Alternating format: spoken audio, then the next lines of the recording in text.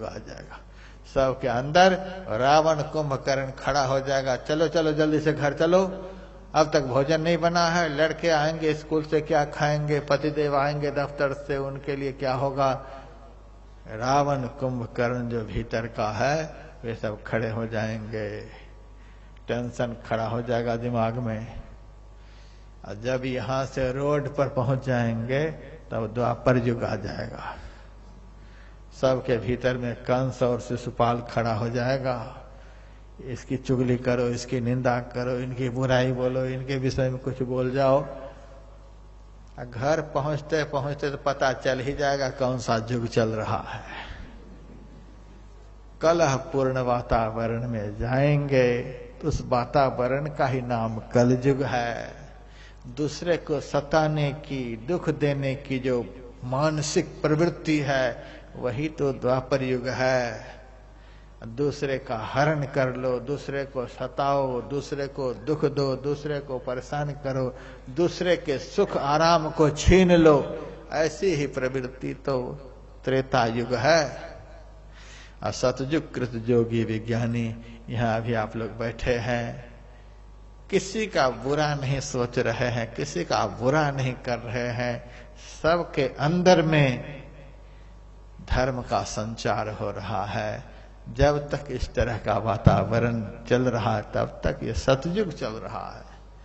आप लोगों का कहां सौभाग्य होगा कि सतयुग में बैठेंगे।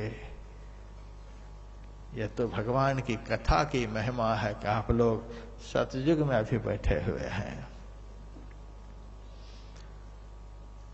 तो दुर्योधन की कमर टूट गई थी भीम की गदा के प्रहार से। सब मर गए, वो नहीं मरा, बहुत देर के बाद मरा है। यह समझना चाहिए कि अधर्म जल्दी खत्म नहीं होता है। अधर्म खत्म होते होते भी क्या कर बैठे, थोड़ा सा भी आदमी असावधान हो जाए तो अधर्म आदमी का क्या नहीं कर देगा, यह दृष्टांत आगे देखने को मिलेगा। वह मूर्छित पड़ा हुआ था।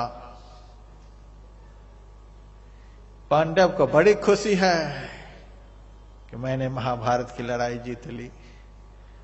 पांडवों को पूरी तरह से जांच परख कर लेनी चाहिए थी कि कोई जिंदा तो नहीं बचा हुआ है। पूरी तरह से जांच परख कर लेते तब खुश होते तो सब दिन खुश ही रहते। जांच परख कर नहीं पाए, दो चार ऐसे ही बच्चे रह गए थे जिनको समाप्त नहीं कर पाए थे, और ये लोग खुश होकर के असावधान हो गए। थोड़ी सी असावधानी हुई कि दुर्घटना घटी। धार्मिक पुरुष को अधर्म के पक्ष से कभी भी असावधान नहीं होना चाहिए कि मैंने धर्म को जीत लिया।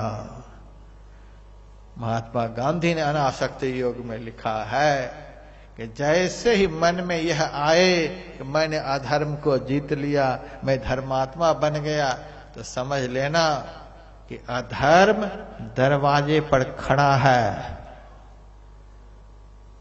तुमसे अधर्म कराने के लिए। जांच परख नहीं कर पाए, सारे पांडव खुश हो गए, विजय का डंका बजाने लग गए। अभी तो दुर्योधन जिंदा है। अधर्म की कमर तो टूट गई है लेकिन जिंदा है। तो दुर्योधन के पास द्रोणाचार्य का पुत्र अश्वत्थामा गया। अंतिम श्वास ले रहा था दुर्योधन। जाकर के कहा कि मित्र,